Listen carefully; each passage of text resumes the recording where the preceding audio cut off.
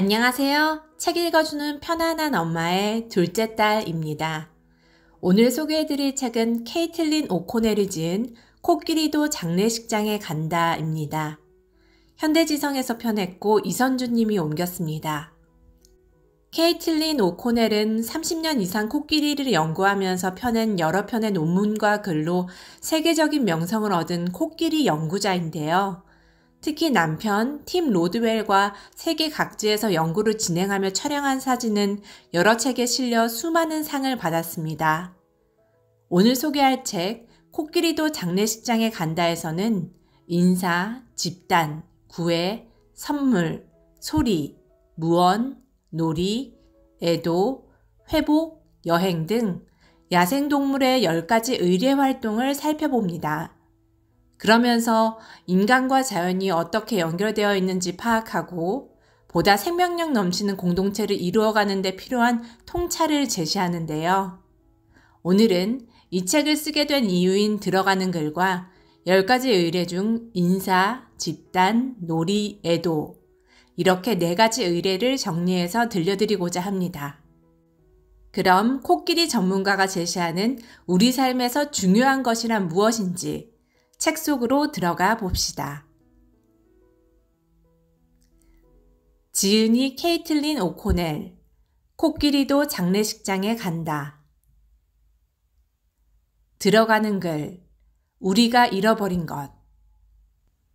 코끼리의 인사. 무샤라 웅덩이를 향해 차를 모는 동안 내 머릿속에는 여러 가지 생각이 스쳐 지나갔다. 나미비아의 에토샤 국립공원 북동쪽 모퉁이로 가는 길이었다. 나는 지난 30년 동안 매해 7월 무렵에 그곳을 방문해 코끼리를 연구했다. 22,000제곱킬로미터가 넘는 넓은 땅에 위치한 에토샤 국립공원은 아프리카에서 가장 큰 국립공원으로 손꼽힌다. 이곳에 살고 있는 코끼리의 수는 약 3,000마리에 이른다. 나는 생각에 잠겨 먼지에 휩싸인 채 희뿌옇게 바랜 지평선을 바라보았다. 흙먼지가 날리던 그 순간 길 한가운데에서 갑자기 2마리의 거대한 동물이 모습을 드러냈다. 차가 달려오는 것을 알아차리지 못한 듯했다. 나는 코끼리 2마리와 충돌하지 않으려고 황급히 브레이크를 밟아 차를 멈춰 세웠다. 코끼리는 땅에 사는 동물 중 가장 덩치가 크다. 바로 내 눈앞에서 암컷 코끼리 2마리가 흰 먼지 구름을 잔뜩 일으키며 서로를 향해 다가서고 있었다. 코끼리 시간이 시작되는 때에 맞춰 웅덩이로 달려가고 싶었지만 이미 1시간이나 늦어버렸다. 나는 하루 중 코끼리 가족이 웅덩이에 모이는 시기를 코끼리 시간이라고 불렀다. 오후 4시부터 새벽 2시까지가 코끼리 시간이다. 그곳에는 내가 연구팀과 함께 연구하고 있는 코끼리들도 있었다. 코끼리들을 식별할 수 있는 목록을 만들려면 해가 지기 전에 사진을 찍어두어야 했다. 먼지가 가라앉자 나는 곧바로 노브노즈와 도넛을 알아봤다. 나는 내가 좋아하는 코끼리들에게 각각의 특징에 어울리는 이름을 지어주었다. 노브노즈의 코에는 커다란 혹이 튀어나와 있었고 도넛의 귀에는 도넛 모양 같은 커다란 구멍이 나 있었다. 다른 방향에서 걸어오던 그들은 서로를 알아보자마자 곧장 앞으로 달려나갔다. 이번에도 그들은 의례 나누던 인사를 나누기 위해 내 길을 막았다.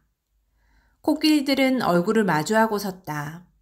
머리를 어깨 위로 높이 쳐들고 귀를 빠르게 퍼덕거렸다. 도넛은 코를 치켜 올리고 우레 같은 소리로 울부짖었다. 방금 뭔가 끔찍한 일이 벌어지기라도 한 듯한 소리였다. 오랫동안 관찰한 끝에 나는 야생 코끼리들이 엄청나게 흥분하면 이렇게 소리를 지른다는 사실을 알게 되었다. 코끼리들은 부드러운 소리를 내면서 서로의 코를 상대의 입가로 가져갔다. 두 코끼리는 코를 길게 뻗어 악수하고 있었다. 도넛이 코끝을 노브노즈의 입가에 부드럽게 갖다 대자 둘 다 흥분해서 코끝을 떨었다. 노브노즈도 화답하듯 도넛의 입가에 자신의 코끝을 가져갔다. 그들에겐 당연한 인사 의례를 한 차례 마친 뒤에 두 코끼리는 북쪽을 바라보며 나란히 섰다. 둘은 코의 한 발 길이 정도나 되는 부분을 도로에 축 늘어뜨렸다. 코끼리의 코는 엄청나게 크고 무엇이든 휘감을 수 있지만 이번만큼은 코의 근육이 모두 사라진 것처럼 보였다. 그러고는 금방이라도 행진하려는 듯 어깨를 꼿꼿이 세웠다. 하지만 둘은 움직이지 않고 그 자리에 얼어붙은 것처럼 몸을 고정한 채 으르렁거리며 소리를 지르기만 했다. 그 다음에 어김없이 하는 일이 있다. 갑자기 볼일을 시원하게 보는 것이다. 이 일을 마친 뒤에야 비로소 암컷 코끼리의 인사가 마무리된다. 순수한 기쁨을 극적으로 표현하는 그들만의 방식이다. 여러분은 이들의 엄청난 흥분에 휩싸인 채 서로를 반기는 모습을 보고 적어도 몇 년 만에 처음 만났으리라고 짐작할지도 모르겠다. 하지만 내 생각은 다르다. 얼마만인지 정확히 알 수는 없지만 기껏해야 몇 분에서 몇 시간 정도일 것이다. 한 마리를 볼 때마다 다른 한 마리도 멀지 않는 곳에 있었다. 그러니 분명 둘은 아주 오랫동안 떨어져 있지는 않았을 것이다. 두 코끼리는 내가 연구하는 지역에서 살고 있었다. 노브노즈는 코끼리 가족의 대장이고 도넛은 부대장이다. 이들 무리는 주로 근처의 다른 웅덩이에서 생활하고 있어서 자주 관찰하지는 못했지만 나는 늘 도넛이 노브노즈의 딸이라고 생각했다. 나이가 적당히 차이 났으며 둘은 아주 친밀한 관계였기 때문이다. 노브노즈와 도넛은 계속해서 길고 낮은 울음소리를 냈고 빠른 속도로 귀를 퍼덕거리면서 열광적인 인사를 멈추지 않았다. 이제 눈 옆 측두샘에서 액체가 흘러내리면서 양쪽 뺨에는 두 개의 눈물 자국이 생긴다. 심리적으로든 생리적으로든 분명 뭔가 중요한 일이 벌어지고 있었다. 코끼리들이 이렇게 세세한 순서를 지켜 인사하는 목적은 확실했다. 동물처럼 의뢰하는 삶 되찾기. 이 책은 사람이 생활하면서 행하는 의뢰가 얼마나 중요한지, 왜 필요한지 보여주고 싶은 간절한 바람 끝에 탄생했다. 이를 위해 코끼리를 비롯해 침팬지, 오랑우탄, 늑대, 개, 사자, 얼룩말, 고래, 홍학, 물고기, 곤충까지 갖가지 동물의 사례를 제시한다. 사회적 동물이 치르는 의뢰는 다양하지만 이 책은 인간이 행복해지기 위해 꼭 필요한 인사의뢰, 집단의뢰, 구애의뢰, 선물의뢰, 소리의뢰, 무언의뢰, 놀이의뢰, 애도의뢰, 회복의뢰, 여행의뢰에 초점을 맞춘다. 늑대의 주둥이 핥기나 인간의 악수와 같은 인사는 의뢰로 굳게 자리 잡았다. 상대방의 정보를 모으는 이러한 의뢰는 사회적 동물들 사이에서 유대관계를 돈독히 하고 믿음을 쌓기 위해 인사 형식을 발전시킨 결과다. 그런가 하면 전쟁이나 스포츠 경기를 시작하기 전에 함성을 지르는 것처럼 함께 목소리를 높이는 의뢰는 공동의 목표를 공유하며 하나가 되었다는 분위기를 자아낸다. 원숭이가 새벽이나 땅거미가 질 무렵에 자신의 근거지를 지키려고 지저대거나 사자무리가 세력권을 주장하기 위해 으르렁거리는 것과 비슷한 의뢰다.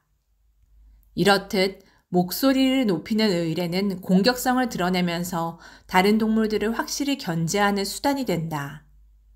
의뢰에 참여해 목소리를 높이면 공동체를 결집시킬 수 있다. 코끼리 가족은 무릉덩이에서 나와 길을 떠나면서 한꺼번에 으르렁거리는데 코끼리들이 단체로 한바탕 소리 높여 우는 소리는 사람의 듀엣곡이나 오케스트라 음악과 비슷하다. 듀엣곡은 굉장히 체계적이며 오케스트라 음악은 지휘자를 바라보며 동시에 연주해야 한다. 집단이 힘을 합하면 스트레스를 풀어주는 호르몬인 엔도르핀이 분비되고 공동체 의식을 함양하는 효과가 있다.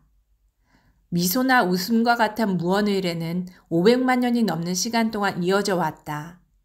미소를 짓거나 소리내어 웃는 행동은 전염되기 쉬울 뿐만 아니라 신경 전달 물질인 도파민과 세로토닌을 자극해 기분이 좋아지게 한다. 침팬지를 비롯한 다양한 동물들에게서 기분을 좋아지게 하는 신경 전달 물질을 똑같이 발견할 수 있다. 상대의 눈을 가만히 바라보는 행동은 단순하지만 동물의 세계에서나 우리의 일상생활에서 구애를 하고 유대감을 형성하는 데 강력한 힘을 발휘한다. 연인 관계는 물론이고 부모와 자식 관계를 끈끈하게 이어준다. 놀이의뢰는 생존의 결정적인 해결책을 찾아내도록 도와준다.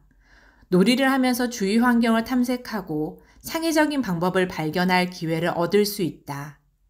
새끼 사자는 한 배에서 태어난 형제자매를 먹잇감으로 상상하면서 사냥 연습을 하고, 걸음마를 시작한 아이는 모래놀이 상자 안에서 모래성을 쌓는다. 사자나 인간 모두 놀이를 통해 훗날 어려움을 겪을 때 대처할 수 있는 능력을 키운다. 한편 코끼리나 돌고래, 침팬지도 장례를 치른다. 이들 또한 사랑하는 누군가가 죽었을 때 인간처럼 시신을 옮기고 묻으면서 깊이 슬퍼하고 위로하는 의례를 행한다. 봄맞이 축제나 대청소같이 뜻밖의 일에서 시작해 새로움을 기념하는 의례가 생겨났고, 의례를 통해 예상치 못했던 이익을 얻는다. 마지막으로 여행 의례는 생각의 관점을 바꾸고 우리의 마음을 치유한다. 대부분의 사람들이 성질을 순례하거나 변화하는 풍경을 단순히 바라보는 것만으로도 긍정적인 기분을 느낀 적이 있을 것이다. 10가지 야생동물 의례는 모두 실제 우리의 삶과 관련 있고 사회적 동물의 삶에서 강력한 영향력을 발휘한다. 몇몇 의례의 이점이 특히 두드러져 보일 수도 있지만 다른 의례의 미묘한 효과들도 삶을 풍요롭게 하는 데 중요한 역할을 한다. 현대 사회에서 우리는 삶의 무언가를 놓치고 있거나 이미 완전히 잃어버렸다. 10가지 의례에는 이런 요소들이 숨어 있다. 시대에 뒤처진 관습으로 보일지 몰라도 의례는 사실 우리의 몸과 마음을 건강하게 만든다. 의례는 더 원활한 소통을 가능하게 하고 서로를 잘 보살핌으로써 공동체를 단단하게 만들어주는 열쇠다. 우리는 의례 기술을 잃어버린 지 오래다. 그 기술을 되찾으면 타인과 우리 자신, 그리고 자연을 잇는 새로운 길이 보일 것이다. 오늘날에는 인종, 계층, 나이, 소득, 종교, 성별 등 온갖 요인으로 사회가 깊이 분열되어 있다. 우리는 공동체를 튼튼하게 만들기 위해 할 수 있는 모든 일을 해야 한다. 개인과 개인 간의 관계는 물론이고 집단과 집단 간의 관계도 이해해야 한다. 원래의 본능을 되찾고 포용이 가득한 의례 문화를 다시 익히면 우리 자신의 새로운 모습을 만날 수 있다. C.S. 루이스는 신라권 서문에서 의례에 완전히 빠져들 수 있다면 우리는 의례에 대해 더는 생각하지 않는다. 대신 의례를 치르는 목적이 무엇인지에 초점을 맞춘다.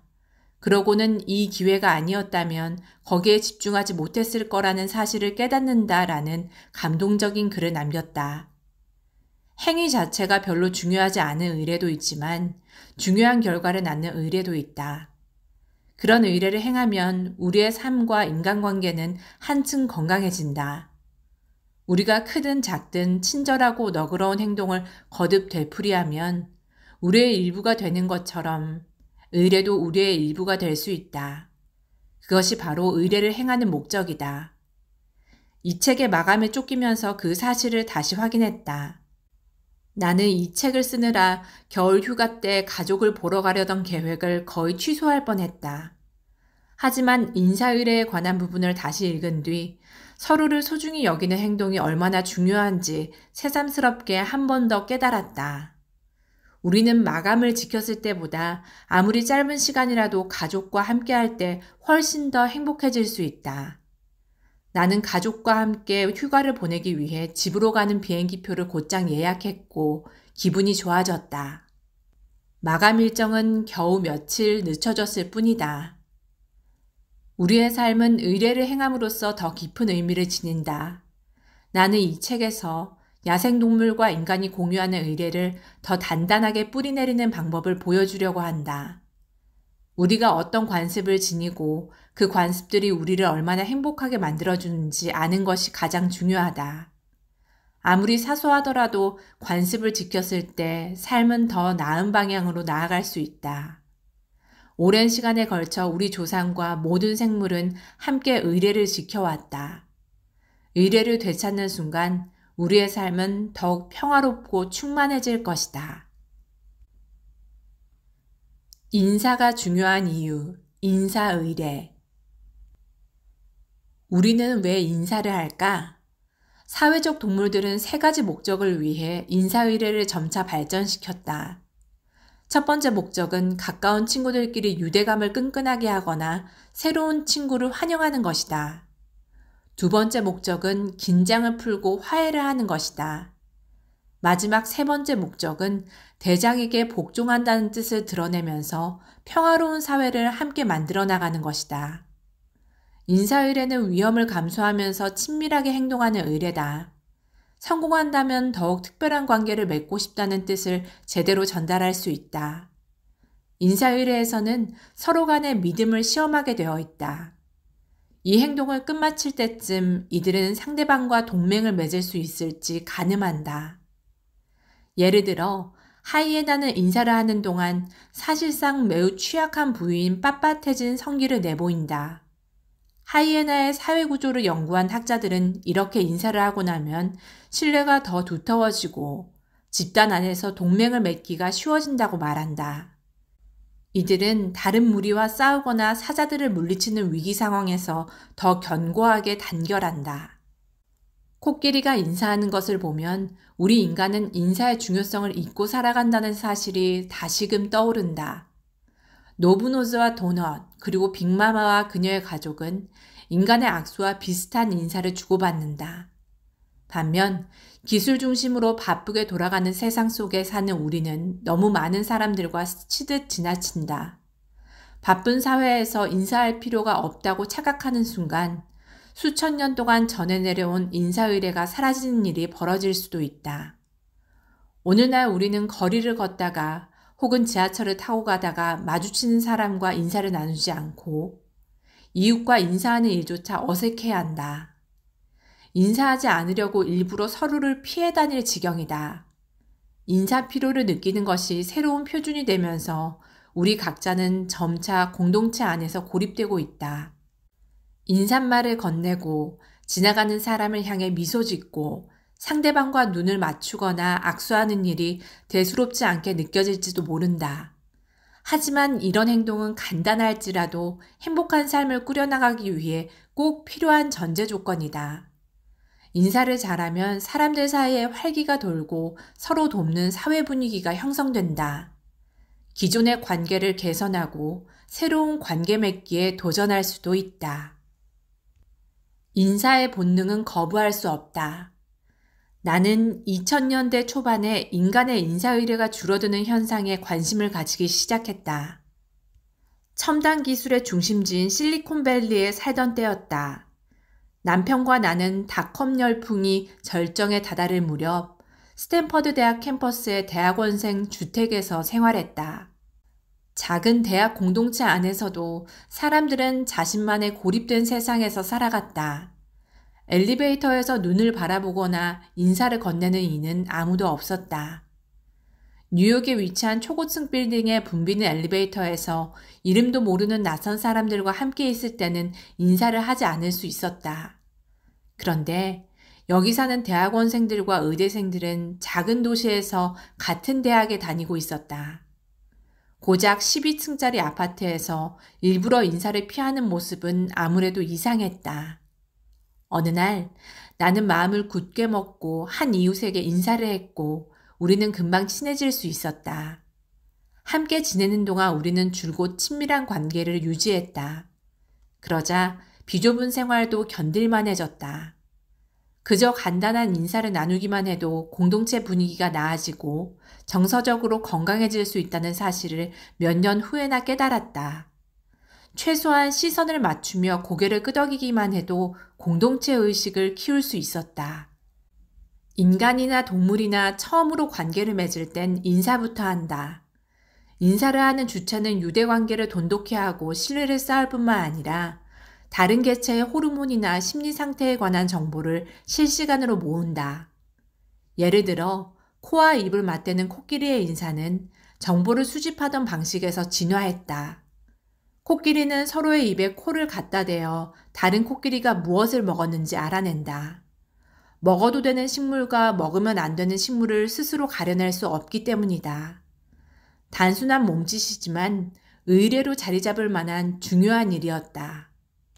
주둥이를 핥는 늑대 인사도 마찬가지다. 처음에는 다른 개체가 먹은 것에 관한 정보를 캐내는 행동이었지만 점차 인사의례로 발전했다. 이런 과정을 통해 호르몬 상태에 관한 정보를 얻으면 상대방의 신체 건강과 정신 건강 상태를 알 수 있다. 인간은 악수를 하면서 서로의 호르몬 상태를 알게 된다. 악수의 역사는 수천 년이 넘었다. 우리는 살갗을 닿게 하는 다른 인사법처럼 악수를 통해 몸냄새를 맡고 호르몬 상태를 가늠했다. 그래서 오랫동안 악수하는 의례가 지속될 수 있었는지도 모른다. 최근 연구에 따르면 실험 참가자들은 악수를 마치자마자 손냄새를 맡거나 얼굴을 만지는 경향이 있었다. 이성보다 동성 간 이런 행동을 더 많이 했다. 그러니 악수는 짝찾기보다 우월한 개체를 가리려는 의도에 더 적합할 수도 있다. 악수가 발달한 이유는 다른 곳에서도 찾을 수 있다. 기원전 5세기 그리스에서 처음 등장한 악수는 펼친 손을 보여주는 행동으로부터 시작되었다. 무기를 가지고 있지 않다는 뜻을 지니는 이 행동은 그야말로 평화의 상징이었다. 로마 시대의 악수는 팔뚝을 움켜잡는 몸짓으로 변했다. 소매 위에 칼을 감추지 않았는지 확인하기 위해서였다. 중세 유럽의 기사들은 맞잡은 손을 위아래로 흔들었는데 아마 숨겨둔 무기를 떨어뜨리려는 의도였을 것이다. 한편 18세기 미국에서 퀘이커 교도들은 모든 인사를 악수로 대신했다. 고개를 숙이거나 허리와 무릎을 구부리는 등 계층, 권위, 지위를 암묵적으로 드러내는 방식은 허용되지 않았다. 모든 사람이 평등하다는 사실을 강조하기 위한 노력이었다. 현대 프랑스식 볼키스의 역사도 아주 흥미롭다. 원래는 초기 기독교에서 종교의식으로 활용했지만 중세에는 계약을 체결할 때 신뢰를 다짐하는 상징이 되었다. 전염병이 돌면서 그런 관행은 중단되었고 400년 뒤 프랑스 혁명이 일어날 때쯤에 되살아났다. 오늘날에도 2009년 신종 인플루엔자나 2020년 코로나 바이러스와 같은 전염병이 세계적으로 유행하면서 볼키스 인사를 일시적으로 중단했다. 시간이 지나면서 인사의례는 모습을 바꾼다. 이런저런 이유로 전통이 사라지거나 버림받기도 하지만 인사의례 자체의 중요성은 절대 녹슬지 않는다. 간단한 인사라도 사람들에게 강력한 영향력을 행사할 수 있다. 비록 상대가 낯선 사람일지라도 우리는 눈을 맞추면서 미소를 띠며 인사말을 내뱉을 때 보람을 느낀다. 과학자들은 인사를 받은 사람이 웃어주면 우리 마음이 긍정적인 기분으로 가득 차오른다는 사실을 밝혔다. 우리는 다른 사람과 소통을 많이 한 날에 더욱 행복하다고 느낀다. 그런데 신기하게도 아는 사람보다 낯선 사람과 대화할 때 그와 더 단단히 연결되어 있다고 생각한다. 우리는 낯선 사람과 대화할 때 더 자세하게 설명하고 깊은 이야기를 해야 한다. 우리 생각을 낯선 사람에게 전달하기 위해서는 익숙한 사람이 앞에 있을 때보다 자신의 감정에 관한 생각을 더 많이 하게 된다.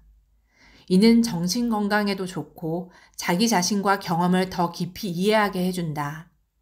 마치 심리치료사에게 상담을 받을 때 이야기하는 과정과 같다. 게다가 낯선 사람과 긍정적인 대화를 나누면 자신의 이야기를 얼마만큼 할지 스스로 결정할 수 있다. 그래서 자신에 대한 통제가 더 쉽다고 느낄 수도 있다. 사실 완전히 낯선 사람에게 마음을 여는 것은 생각보다 쉽다. 방금 처음 본 누군가의 공감을 얻으면 사람들은 자신의 감정을 인정받았다는 이유만으로 유대감과 삶의 의미가 충만해졌음을 느낀다. 낯선 사람과의 대화는 인류가 탄생한 이후부터 진화한 적응 행동이다. 비슷한 유전자를 가진 무리를 벗어나 낯선 곳에서 짝을 찾는 편이 생존에 유리하기 때문이다. 우리의 사교 기술로는 아주 가까운 집단 밖에 있는 사람과도 소통할 수 있는데 이것은 알고 보면 생존을 위한 기술이다. 물론 낯선 사람과 소통할 때만 이런 효과를 경험할 수 있는 것은 아니다. 연구에 따르면 공동체 모임에 참석하거나 사람들을 만날 수 있는 단체에 몸담으면 그렇지 않은 이들보다 육체적으로나 정서적으로 더 건강해지고 더 오래 살 수 있다. 이 모든 것은 사교의 윤활유인 간단한 인사로부터 시작된다. 인사의례가 없으면 우리는 친밀해질 기회를 영영 놓치고 만다. 나는 모녀관계인 코끼리 노브노즈와 도넛이 인사하는 것을 지켜보았고 빅마마와 그의 가족이 강렬한 인사의례를 치르면서 재회하는 장면을 목격했다. 그러고 나서 나는 재회에 대해 다시 한번 생각해 보았다. 다시 만났을 때 인사하는 일은 친구, 가족, 이웃과 유대감을 높였다. 단순하고 뻔해 보이는 결론이겠지만 인사말을 건네는 행동은 생명을 살리는 소통 행위다.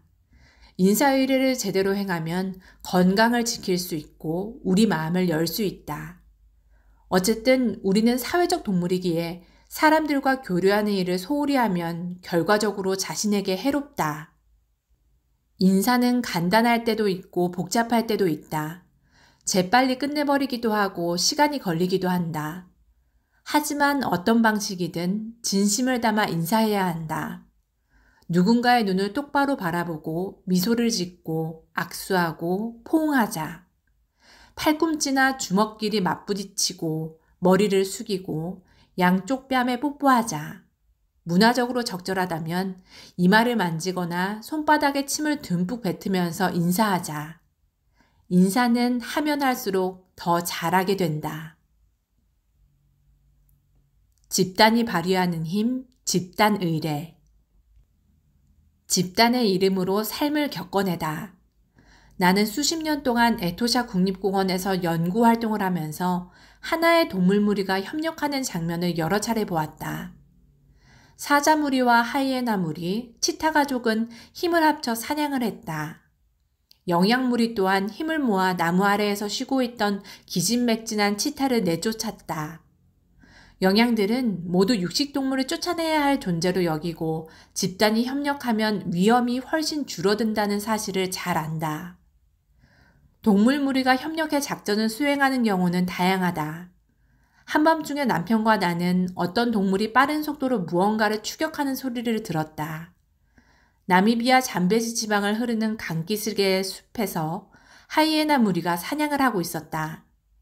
사냥에 참여한 하이에나는 마치 악마가 우는 듯한 소리를 냈는데 달리는 동안 무리에게 자신의 위치를 알리려는 의도였다.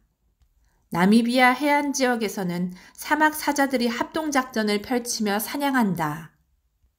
사막 사자들의 작전은 축구 선수들이 경기장에서 위치를 정하는 전술과 비슷하다. 육식동물을 연구하는 플립 스탠더 박사에 따르면 사막 사자 무리의 암컷들은 사냥할 때마다 제각기 특정한 위치를 맞는다. 암사자들에게는 축구 선수처럼 자신만의 전문 분야가 있다. 미드필더가 넘겨준 공을 공격수가 차서 골대에 들어가게 하듯 미드필더 사자가 몰아준 먹잇감은 공격수 사자에게 죽임을 당한다. 미드필더 사자는 빠른 속도로 공격수 역할을 맡은 다른 사자 쪽으로 먹잇감을 몰아준다.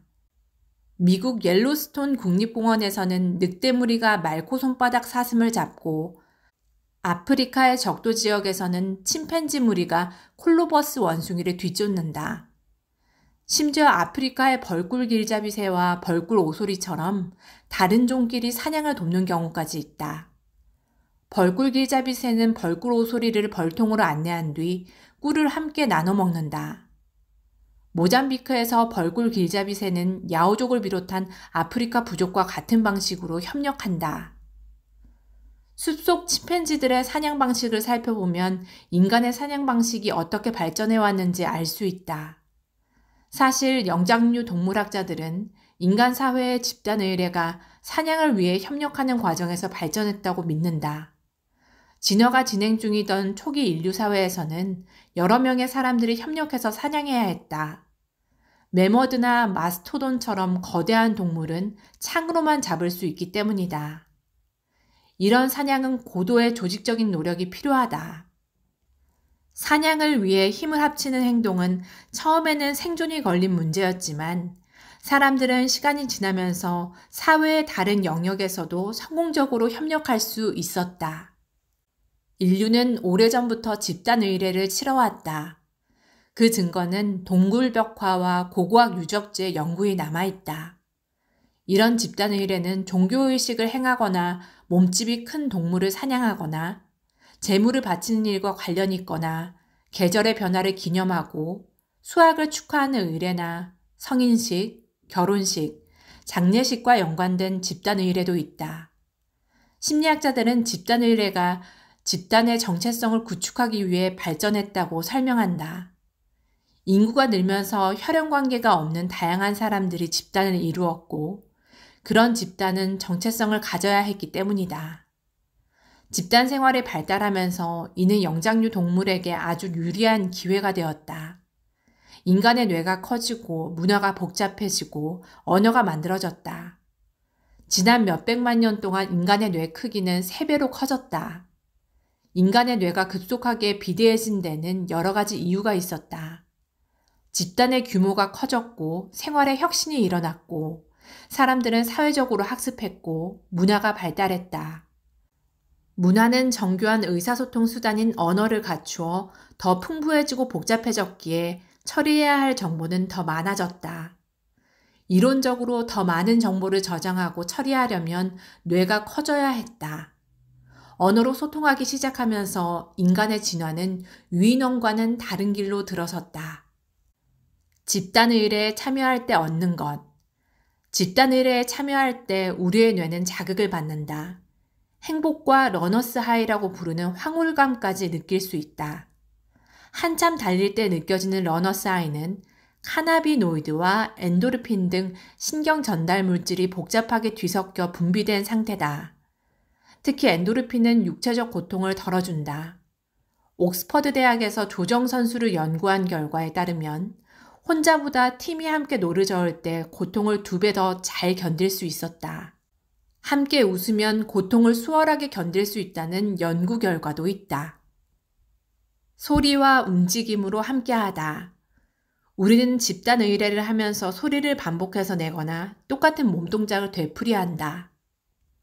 특히 종교의식이나 지역축제 같은 인간의 집단 의례에서는 춤을 추거나 노래를 부르거나 구호를 외친다. 또 음악을 연주하거나 기도문과 시를 읊는 데 집중한다. 모두가 같은 손동작을 하면서 격렬하게 몸을 움직일 때도 있다. 모두 의미 없이 그냥 행하는 건 아니다. 연구에 따르면 똑같은 동작을 취하면서 함께 움직이거나 노래를 부르면 유대감이 샘솟고 신뢰가 쌓인다. 또한 신체 동작을 되풀이하면 사랑과 행복을 불러일으키는 호르몬인 옥시토신의 분비가 촉진된다. 동물 역시 여러 가지 집단 행동에 참여한다. 야생 코끼리들은 웅덩이를 떠나는 시간을 조정할 때 동시에 울음소리를 낸다. 대장 코끼리가 물웅덩이를 떠날 때 길고 낮은 울음소리를 내면 다른 코끼리들이 그 소리에 대답하듯 차례대로 울부짖는다. 한 마리가 우는 소리를 내고 뒤이어 다른 한 마리가 따라 우는데 울음소리의 끝과 시작이 조금씩 겹친다. 연달아 내지른 울음소리로 길게 보낸 신호는 더 멀리 퍼진다. 이 소리는 다른 코끼리들에게 곧 떠난다는 소식을 알리는 신호다. 코끼리는 반복된 울음소리를 통해 무리를 모으는 동시에 계획과 행동을 조절한다. 이런 장면을 볼 때마다 관현악단 연주회에서 다음 악기 연주자들에게 손짓하는 교향곡 지휘자가 생각난다. 이것이 바로 행동 조절이다. 어려운 시기에는 집단 의례를 통한 치유력이 폭넓게 퍼질 수 있어야 한다. 오늘날에는 지구에 취약한 생태계에 영향을 미치는 기후변화에 대한 걱정이 나날이 늘어나고 있다. 그래서인지 지구를 살리고 지구에 사는 소중한 생물들을 구하기 위한 집단 행동에 곧잘 참여하게 된다.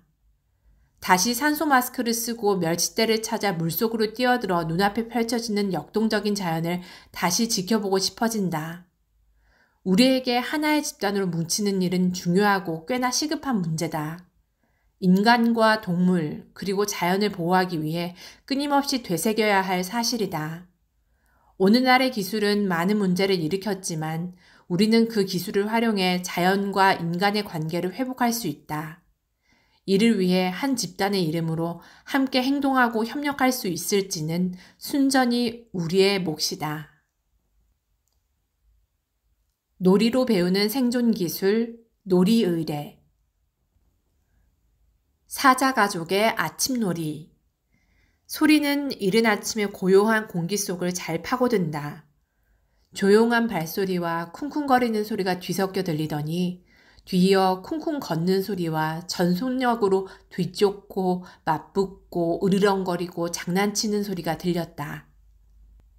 부드러운 울음소리, 짧은 신음, 구구거리는 듯한 소리가 점점 가까워졌다. 나는 잠에서 완전히 깼다. 무샤라에서 이런 소리를 낼 수 있는 생명체는 딱 하나였다. 이곳에 사는 암사자 파이디아와 새끼 사자들이 무릉덩이로 와서 언제나처럼 한바탕 활기차고 신나게 놀고 있었다. 이날 아침에 파이디아는 고맙게도 보통 때보다 조금 더 오래 머물러 주었다. 새끼 중 3마리는 우리가 근접 촬영할 때 사용하는 콘크리트 참호 바로 옆에서 즐겁게 놀고 있었다. 무릉덩이에서 20m 정도 떨어진 곳이었다. 2마리는 콘크리트 구조물에 기댄 채 아늑한 둥지라도 되는 듯이 코끼리의 마른 똥더미 속에 파묻혔다. 2마리가 따뜻한 햇살을 느긋하게 즐기고 있을 때 3번째 새끼 사자가 커다란 앞발을 참호 위에서 아래로 늘어뜨려 그들의 머리를 찰싹찰싹 때렸다. 하늘에서 갑자기 앞발이 뚝 떨어져 깜짝 놀란 사자 2마리는 곧바로 도망쳤다. 형제들의 반응에 신이 난 3번째 새끼 사자는 한술 더 뜬 계획을 세웠다. 형제들이 계속 햇볕을 쬐려고 똥으로 둘러싸인 둥지로 돌아온 지 몇 분이 흐른 뒤였다. 셋째는 최대한 몸을 납작하게 땅에 붙이고 살금살금 참호 위를 가로질러 다시 형제들에게로 몰래 다가갔다. 잡힐까봐 꼬리 끝을 좌우로 흔들었다. 그 다음 한 형제의 등에 날아가듯 올라타서 엉덩이 근처의 등뼈를 물어뜯는 척했다. 한바탕 장난을 벌인 다음에는 몸을 뒤틀고 살짝 때리고 꼬리를 잡고 발을 걸고 서로 부딪혔다. 시간이 갈수록 장난은 더 심해졌다. 파이디아와 다른 형제들도 놀이에 참여했다. 파이디아는 몇 번 더 장난을 치며 놀다가 갑자기 얕은 무릉덩이로 뛰어들었다. 그러고는 얼음장같이 차가운 물에 내 다리를 담그고 섰다. 새끼들에게도 물에 들어오라고 손짓하는 듯 했다.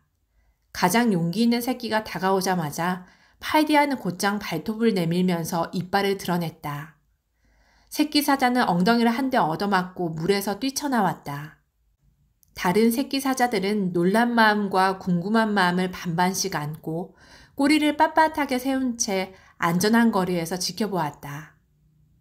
파이디아는 다시 선 채로 기다렸다. 다른 새끼 사자가 다가갔다가 조금 전과 똑같이 혼이 났다. 이번에는 더 심하게 혼나는 바람에 새끼 사자는 온몸이 진흙투성이가 된 채 혼란스러워했다. 사자들도 필요할 때는 강을 건너기도 하지만 호랑이와 달리 수영을 잘하지 못하기 때문에 물을 피해야 한다. 파이디아가 장난을 치면서 물에 들어가는 것이 얼마나 위험한지 새끼들에게 가르치려는 것처럼 보였다. 국립공원의 경계선이 가까이 있었기에 경계를 넘어설 때 얼마나 위험한 일이 벌어지는지 전반적으로 가르쳤을 수도 있다. 파이디아가 가르치려던 것이 무엇인지는 정확히 알 수 없지만 그날 아침 파이디아는 분명 새끼들에게 무엇인가를 가르치겠다는 생각으로 놀이를 했다. 놀이는 먹이를 구하는 것만큼 생존에 꼭 필요한 활동이 아닌 것처럼 보일 수도 있다. 하지만 놀이에 에너지를 쏟는 일은 사실 새끼의 육체적, 사회적 발달을 돕고 생존하는 데 아주 중요한 역할을 한다. 말의 경우에도 놀이를 하면 생존율이 높아졌다. 어미말이 망아지와 놀아주면 망아지의 성별과 관계없이 훈련을 더 잘할 수 있었다. 지난 15년간 나는 파이디아의 어미인 암사자 밥테일이 새끼를 키우는 것을 지켜보았다. 그녀는 새끼들에게 잘 놀도록 부추겼다. 이제는 파이디아가 엄마가 되어 자신의 새끼들에게 똑같이 가르치고 있었다. 그날 아침도 새끼들은 놀면서 교훈을 얻었다. 파이디아는 놀이를 이용해 새끼들이 자기 방어 본능을 갈고 닦도록 도왔다. 나는 이들의 놀이에서 깊은 인상을 받았다. 새끼 사자들이 놀면서 취하는 모든 행동과 자세가 어른이 되어서 필요한 기술과 일치했기 때문이다. 몸집이 큰 숫사자와 마주쳐 죽을 위기에 처했을 때 이들은 어릴 적 놀이를 할 때와 마찬가지로 도망치면서 자기 방어 전략을 사용할 것이다. 영양과 같은 먹이를 잡아서 죽일 때는 형제의 발을 걸어 넘어뜨리거나 달려가서 덮치고 등뼈나 목을 물면서 장난쳤던 행동을 응용할 것이다.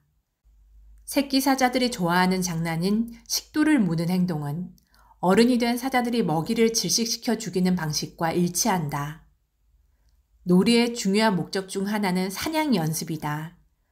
놀이는 본래 일상적인 행동을 과장하거나 의례처럼 만든 것으로 사냥, 짝짓기 경쟁, 포식자 피하기처럼 성장한 후에 생존하기 위해 꼭 필요한 기술을 완벽하게 연습하는 자리다. 그러나 놀이가 이루어지는 환경은 실전과 다르게 특별히 보호받는다. 실제로는 위험하지 않지만 일부러 놀라게 하는 등 다양한 방법으로 실전처럼 훈련받는다. 우리에게는 놀이가 필요하다. 이제 우리가 얻을 수 있는 교훈을 이야기해보자. 놀이는 결코 단순히 놀이에만 그치지 않는다. 놀이는 인간에게 중요하다. 진화론적인 증거와 심리학적인 증거가 이를 증명한다. 인간은 환경에 대단히 적응을 잘하고 혁신적이며 사회적인 특성을 지니는데 이 특성들은 모두 놀이에 뿌리를 두고 있다. 놀이는 개인에게만 도움이 되는 게 아니라 사회 전체에도 도움이 된다. 그러니 매일같이 놀 시간과 기회를 확보하는 일을 중요하게 여겨야 한다. 물론 일도 중요하고 저녁 식사 준비도 중요하다. 아무리 생각해도 다른 중요한 과제들과 의무들이 우리 시간을 빈틈없이 꽉 채우는 것 같다. 하지만 놀이를 포기해야 할 만큼 중요한 일은 없다. 반려동물이나 좋아하는 사람들과 함께 노는 일보다 더 중요한 일은 없다. 놀이는 건강한 상태를 유지시키고 관계를 개선한다. 어린아이든 어른이든 놀이를 통해 삶에서 만나는 문제를 헤쳐나가는 기술을 발전시킨다. 코로나 바이러스가 전 세계로 퍼졌던 2020년, 남편과 나는 온라인 게임을 어느 때보다도 많이 했다. 온라인에서 만난 친구들과 다 같이 게임을 하면서 어려운 시기에 겪어야 했던 엄청난 스트레스를 이겨낼 수 있었다. 하버드 대학의 장기 연구 프로젝트에 따르면 우리는 80세에 얼마나 건강하고 행복할지를 미리 예측할 수 있다. 그 조건은 바로 부자가 되거나 직업적으로 성공하는 것이 아니라 50세에 맺었던 인간관계다. 중년의 인간관계는 훨씬 일찍부터 시작된다. 우정은 놀이를 통해 처음 형성되고 더 견고해질 수 있다. 어른들은 자신이 너무 늙어서 놀이를 할 수 없다고 생각한다. 특히 어릴 때 즐겼던 체계가 없는 놀이를 더는 즐기지 않는다. 즉흥적이고 결과를 알 수 없고 탐험을 즐기고 위험 속으로 걸어 들어가고 삶을 혁신할 수 있는 놀이를 하지 않는다. 운동이나 체계적인 스포츠는 훌륭하다. 하지만 바보 같고 즉흥적이고 꾸며낸 놀이도 얼마나 유익한지 알아야 한다. 그런 놀이는 삶의 질을 높이는 기술을 가르쳐준다. 이 사실을 절대 잊지 말아야 한다. 그날 아침 무샤라 무릉덩이에 나타나 놀이 의뢰가 인생의 교훈을 선사한다는 사실을 일깨워준 파이디아에게 고마워진다. 파이디아가 새끼들과 함께 놀이를 시작하는 모습을 지켜보면서 깨달은 사실이 있다. 놀이에 에너지를 쏟는 일은 우리가 건강과 행복을 위해 하는 다른 많은 일만큼 중요하다는 것이다. 우리 사회의 목표는 사람들이 일상에서 체계 없는 놀이를 가능한 한 많이 즐기는 것이 되어야 한다. 우리의 생존은 얼마나 잘 노느냐에 달려있다. 함께 애도하면서 치유하기, 애도의례. 코끼리도 장례식장에 간다. 에토샤 국립공원의 동물 무리에 탄저병이 돌았을 때 죽은 친척을 보러 오는 코끼리들을 지켜보았다. 코끼리는 아프거나 다쳤을 때 물 가까이에서 지내므로 강이나 무릉덩이 바로 옆에서 죽을 때가 많다. 우리가 연구하는 에토샤의 현장으로 가는 길목에는 내가 좋아하는 무릉덩이 중 하나인 리에폰테인이 있다. 그곳 코끼리들은 일부러 길을 돌아 얼마 전에 죽음을 맞이한 코끼리 옆으로 갔다. 가족들은 물을 마시러 가는 길에 죽은 코끼리 앞으로 가서 냄새를 맡고 건드려 보았다. 그런 행동을 하는 것이 비단 그 코끼리의 가족만은 아니었다. 다른 가족들도 죽은 코끼리를 보러 왔다. 아마 친척일 수도 있고 그저 궁금해서 보러 온 구경꾼일 수도 있다. 학자들은 코끼리들이 죽은 코끼리 앞에서 꽤 긴 시간을 보내는 것을 보면 단순한 호기심 때문에 누가 죽었는지 확인하는 행동은 아니라고 말한다. 암컷 코끼리의 측두샘에서는 스트레스를 느끼거나 헤어진 가족이나 친구를 다시 만날 때 액체가 분비되는데 죽은 코끼리를 발견했을 때도 동일한 액체를 분비했다. 코끼리의 생리적인 변화는 현재 강렬한 감정을 느끼고 있다는 사실을 보여준다. 코끼리들이 죽은 코끼리를 찾아가는 의식은 인간의 장례식과 비슷하다. 코끼리는 힘겨워하는 다른 코끼리를 도우려는 본능이 강하다. 비틀거리는 코끼리 주위에 가족들이 모여있는 광경을 본 적이 있다. 코끼리들은 자신의 몸을 이용해 다른 코끼리를 일으켜 세워 제 발로 서게 한다. 때때로 다른 코끼리가 넘어지지 않도록 엄니로 받치기까지 한다. 옆에 있던 코끼리가 죽으면 앞발이나 뒷발을 이용해 땅에서 들어올려 일으키려고 할 때도 있다. 프레스노 채피 동물원에서 코끼리와 유재류 관리자로 일하는 버넌 프레슬리는 25년 동안 일하면서 동물원 코끼리 7마리의 죽음을 지켜보았다. 코끼리들은 죽은 코끼리와 어떤 관계를 맺고 있는지에 따라 각기 다른 반응을 보였다. 자신이 살아오면서 겪었던 경험에 따라서도 반응이 달랐다. 어느 날 버넌은 동물원의 우두머리 암컷 코끼리를 안락사시켜야 했다. 발의 상처가 치료되지 않아 제대로 움직일 수가 없었기 때문이다. 우두머리 암컷이 점점 더 꼼짝도 할 수 없게 되자 결국 동물원 책임자는 안락사시키는 것이 그 코끼리를 배려하는 가장 좋은 선택이라고 생각했다.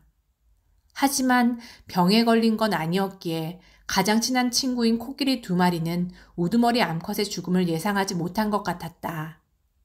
동물원 책임자 역시 두 코끼리가 우두머리 암컷의 갑작스러운 죽음에 어떤 반응을 보일지 알 수 없었다. 버넌과 동물원 책임자는 작별 인사를 나눌 기회도 없이 어느 날 아침 일어나 우두머리 암컷이 사라졌다는 사실을 알게 하는 것보다 이들에게 애도할 기회를 주는 것이 더 좋겠다고 생각했다. 담당자는 우두머리 암컷의 사체를 누구라도 볼 수 있는 곳에 내놓아 다른 코끼리들이 찾아오기 쉽게 만들었다. 코끼리들이 사체를 공격적으로 대할지도 몰랐지만 그쯤은 감수해야 할 위험이었다. 때가 되었을 때 서열이 낮은 코끼리 몇 마리는 죽은 우두머리 암컷에게 가까이 다가가지 않았다. 다른 2마리는 사체의 냄새를 맡더니 그대로 떠났다. 그러나 가장 친했던 코끼리 2마리는 완전히 다르게 행동했다. 둘은 죽은 친구 바로 옆에 서서 냄새를 맡고 만져보면서 함께 탐색했다.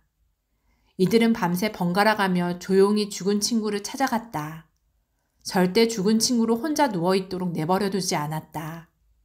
갈 때마다 각자 주기적으로 죽은 친구의 몸에 흙을 뿌려 덮어주었다. 다음날 아침이 되자 죽은 친구의 몸에는 최소한 5mm 이상 두께의 흙이 덮였다. 버넌이 경험했던 코끼리의 장례의식 중 가장 강렬했다. 버넌의 이야기에서 코끼리 2마리의 성장 배경이 눈에 띄었다. 이들은 모잠비크에서 태어나 각각 6살과 7살에 붙잡혀 북아메리카로 끌려왔다. 이 코끼리들이 야생에서 지냈을 때 가족의 죽음을 경험하고 애도일에 참여한 적이 있을 거라는 추측을 할 수 있었다. 아주 가깝게 지냈던 우두머리 암컷이 죽자 어린 시절의 경험을 기억해내고는 자신들의 가족이 치렀던 매장 의례를 반복한 것이다. 버넌은 그럴지도 모른다는 생각이 강하게 들었다. 야생에서 살아본 경험이 없는 동물원의 코끼리는 죽은 코끼리를 위해 이런 의례를 행하지 않았다. 그는 그런 모습을 한 번도 본 적이 없었다. 동물원에서만 살았던 코끼리는 야생 코끼리에게 대대로 전해졌을지 모를 이런 의례를 배울 기회를 갖지 못했다. 많은 보고서에서 야생 코끼리는 죽은 코끼리의 몸에 흙을 뿌리거나 나뭇가지를 덮어 매장한다고 설명하고 있다. 사자가 해치지 못하도록 사체를 보호하는 행위인지 죽은 동료를 매장하는 행위인지는 모르는 일이다. 하지만 코끼리가 다친 사람을 나뭇가지로 덮었다는 사례도 들은 적이 있다. 야생 침팬지는 죽은 가족을 흙이나 나뭇잎으로 덮어 매장한다. 연구자들이 지켜보는 가운데 침팬지 한 마리가 나무 위에서 떨어져 죽은 일이 있었다. 그러자 죽은 침팬지가 내려다 보이는 나무 위에 앉아있던 침팬지들이 죽은 침팬지의 몸 위로 나뭇가지를 꺾어서 떨어뜨렸다. 사체가 나뭇가지로 완전히 뒤덮였다. 많은 사회적 동물이 질병을 예방하고 기생충 감염을 피하고 전염병으로부터 벗어나기 위해 사체를 치우거나 매장한다. 매우 현실적인 이유로 이루어지는 의례인 셈이다. 인간의 매장 의례도 같은 맥락에서 비롯되었다. 게다가 코끼리, 침팬지, 얼룩말과 같은 다양한 사회적 동물이 매장 의례를 넘어 장례 의례까지 치른다. 애도하는 방식은 놀라울 정도로 우리 인간과 비슷하다. 동물도 죽음에 대해 슬픔을 표현하는 것처럼 보인다. 초기 인류도 매장을 중요하게 여겼다. 구석기 시대를 연구하는 인류학자들이 증거를 찾아낸 결과 40만 년 전부터 죽은 사람 옆에 물건을 함께 묻는 부장 fun습이 있었다는 사실이 밝혀졌다.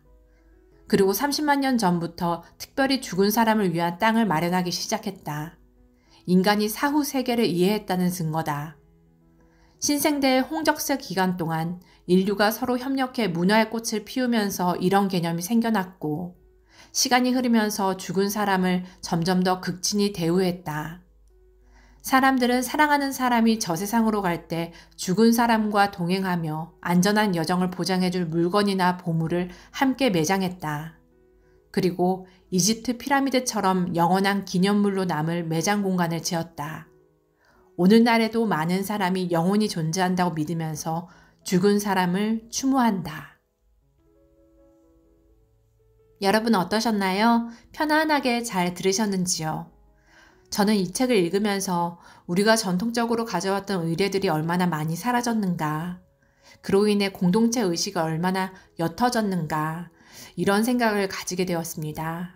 또 엘리베이터에서 마주치는 이웃과는 기분 좋게 인사를 해야지, 이런 마음도 생겼습니다. 현재 인류는 팬데믹, 기후 문제, 경제 위기, 전쟁 등 유례없는 큰 난관 속에 있습니다. 그러면서 가장 소중한 무엇인가를 잊은 채 살아왔을 수 있습니다. 저자 케이틀린 오코넬은 이렇게 말했습니다. 이러한 위기 속에서 이 책의 10가지 의례들이 우리의 생명줄이 되어줄 것이며 우리를 행복한 길로 안내해 줄 것이다 라고 말이죠.